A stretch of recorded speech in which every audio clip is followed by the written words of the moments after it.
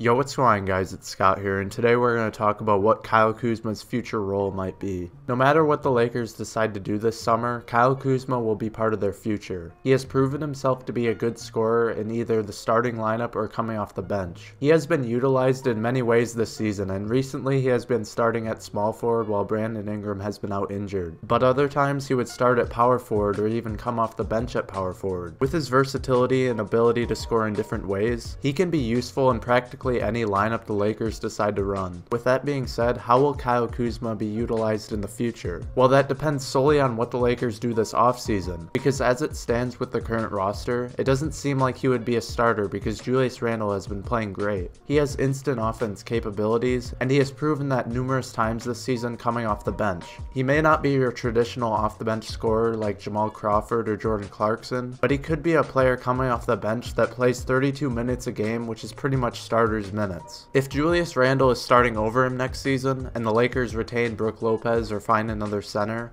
I think Kyle Kuzma would benefit greatly in that role. He can play with practically anyone, and it would give the Lakers a nice balance when Julius is out of the game. It's also very common to see centers in this league play limited minutes, which could allow the Lakers to play small with Julius at the 5 and Kuzma at the 4. But even if the Lakers don't retain Julius Randle, could Kyle Kuzma still be a full-time starter? It could heavily depend on who else is on the Lakers roster. Kuzma would be the only remaining power forward on the Lakers, but if they were to add Paul George, it may limit the usefulness as Kuzma as a starter. Paul George and Brandon Ingram would handle the ball a lot offensively, which would make Kuzma the third option in the starting lineup. He does a lot of his work offensively off the ball, but I think his skill set wouldn't be as useful with those two in the lineup and no inside presence. He plays very well when he's at least the second perimeter option on the floor, and that's why Ingram, Randle, and Kuzma have been such a deadly scoring trio this season, because it gives the Lakers a great balance of inside and outside game, which emphasizes the point of keeping Julius Randle, because he would be the glue for Kyle Kuzma, Paul George, and Brandon Ingram. Julius is a good playmaker and could play his inside role on the offensive end, with Kuzma, George, and Ingram creating space for him.